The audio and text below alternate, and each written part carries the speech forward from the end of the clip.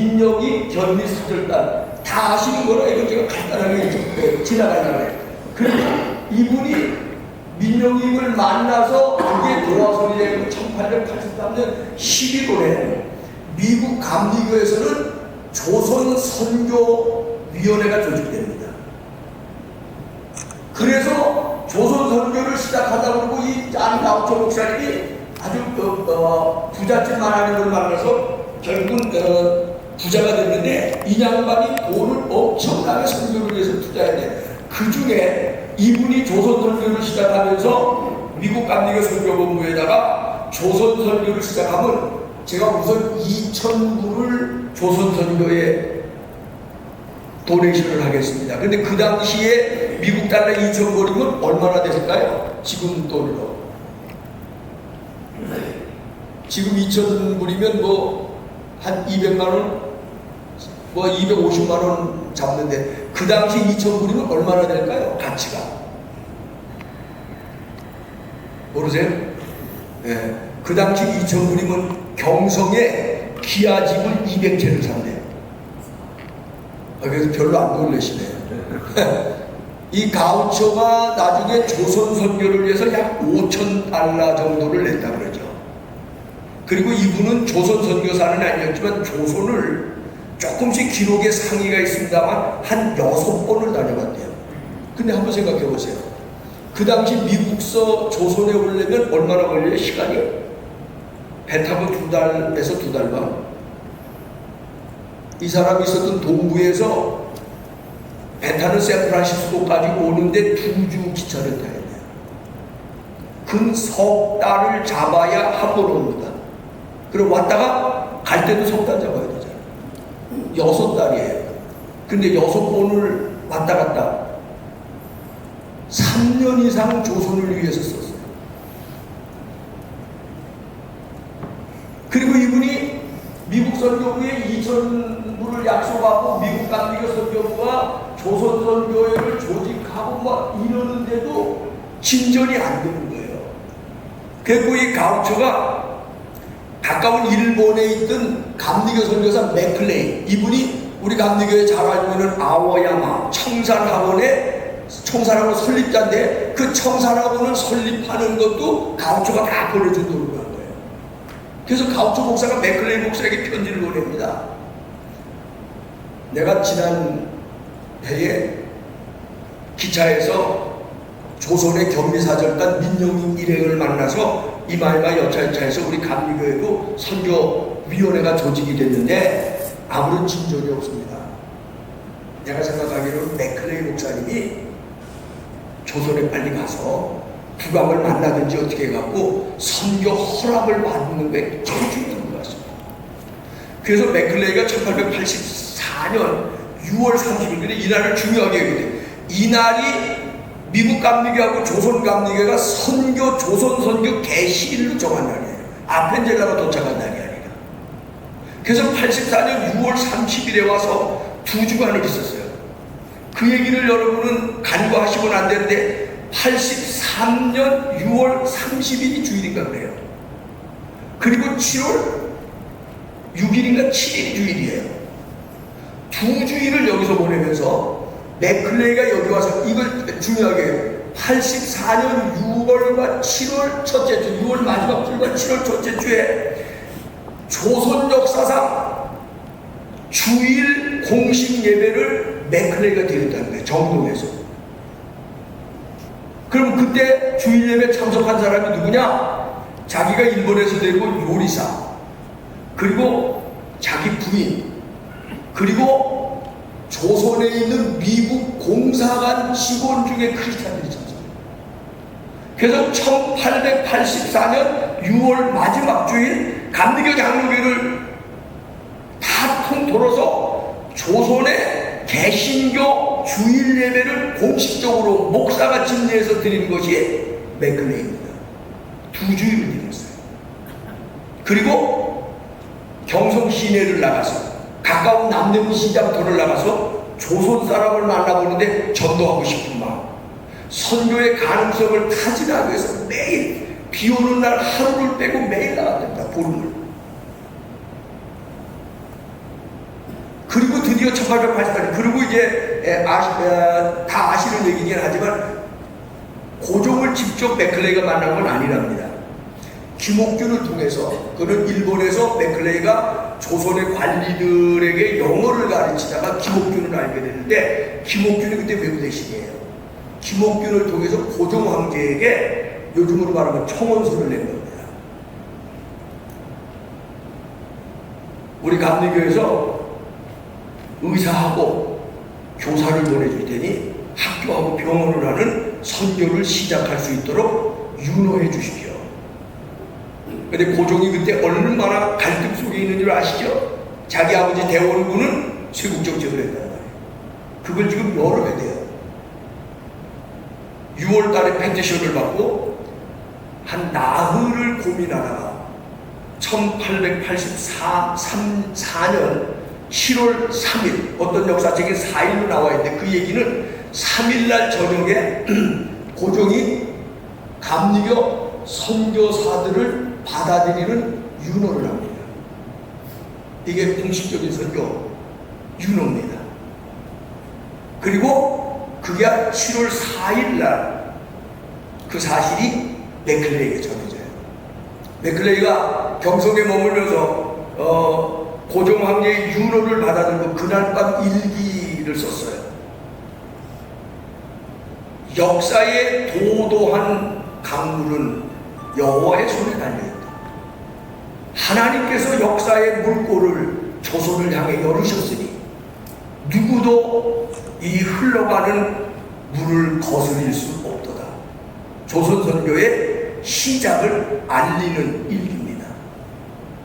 그래서 미국 감리교 선교부에서는 1884년 맥클레이가 들어온 6월 30일을 조선 선교의 개시일로 여깁니다. 그리고 맥클레이는 일본 선교사, 중국 선교사로 왔다 일본 선교사를 하고 몇 년 후에 미국으로 들어가서 지금 클레어몬트 신학대학을 시작한 분이 맥클레이 선교사의 형님입니다.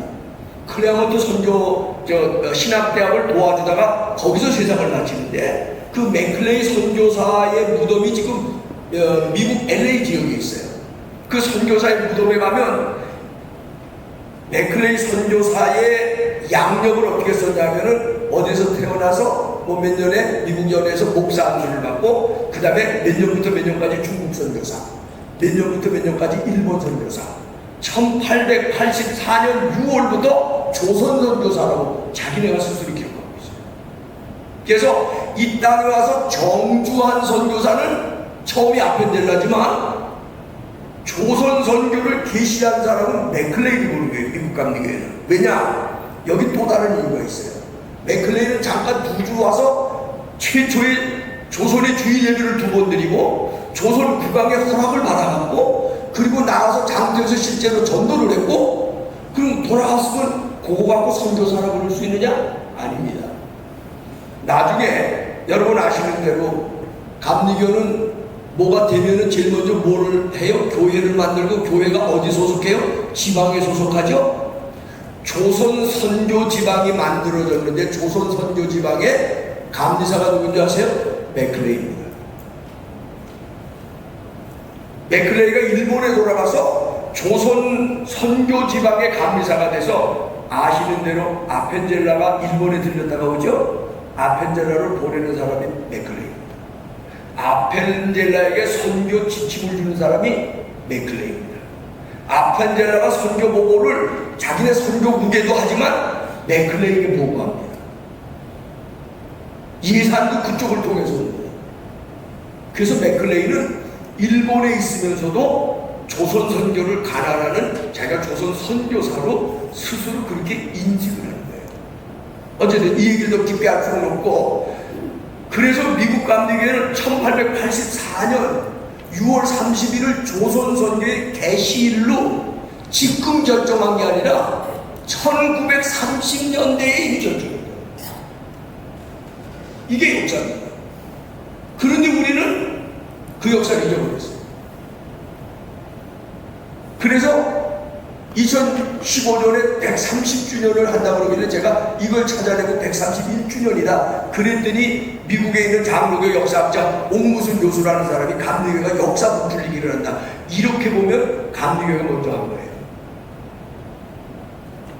자, 논란의 여지가 있다고 생각을 하겠습니다만은 이 얘기를 너무 깊게 할 수는 없습니다. 제가 처음에 말씀드린 대로 감리교회가 장자냐 장로교회가 장자냐 하고 따지는 건 어린아이들 경쟁하는 것 같기 때문에 깊이 따질 거는 없지만, 그러나 적어도 역사적인 사실은 감리교 목사들이 정확하게 알아야 된다는 뜻에서 제가 이 얘기를 여기까지만 정리하도록 하겠습니다. 그리고 이제부터 왜 감리교가 대한민국을 세웠냐. 감리교가 대한민국을 세웠습니다. 제가 몇 가지 분야로 얘기할 텐데, 먼저 이 얘기를 시작하기 위해서 우리 본로 목사님들도 역시 그냥 앉아 계시면은 진중하시군요. 좀 대답을 하셔야 되는데, 우리나라가 일본에게 진 이유가 뭡니까? 요즘도 일본 경제 침략 얘기 많이 하는데 어떤 분은 그렇게 얘기하대. 축창 들고 나가자고 그러면, 예? 축창 들고 나가자고 그러면 여러분, 동학이 일본에게 축창 들고 나갔다가 하루 전쟁에 17,000명이 죽었다. 그런 무모한 전쟁, 백성을 17,000명이나 한 자리에서 희생시키는 그런 전쟁을 하면서 축창 들고 나가자, 이거 무책임한 거라는 거예요. 반면에 이순신은 일본하고 23번을 싸워서 23번을 이겼대요. 화력도 모자라고 여러 가지 모자라는데, 일본이 우리보다 화력이나 전쟁에서 앞선다는 걸 알고 일본을 면밀하게 연구하고 일본을 준비해서 일본을 이기는 거북선도 만들고, 그 당시로는 조선군으로 획기적인 화포도 만들고, 그래서 일본을 23번 이겼대요. 지피지기 백전백승이래죠. 일본이 우리보다 똑똑합니까? IQ가 좋습니까? 왜 우리가 일본에게 36년인데 역사 공부하다 보니까요, 일본에게 한 70년을 뺏겼어요. 아니, 왜 일본에게 졌냐고. 우리는 그것도 모르고 지금 일본 경쟁 침략이 이기는 거야. 일본 나고야 영사를 지냈던 어떤 분이 저거 개인적으로 얘기하면서 일본이 이기자 하는 말을 쉽게 한대. 그리고 요즘 젊은이들은 한일 축구에서 몇 번 이겼더니 일본 우습게 여긴데, 그런데 일본을 너무 모른대. 그렇게 얕잡아 볼 상대가 아니래요. 일본을 깊이 연구해야 되고, 그 사람들을 넘어설 수 있는 준비를 하지 않으면 한일 관계에서 결코 이길 수 없어요.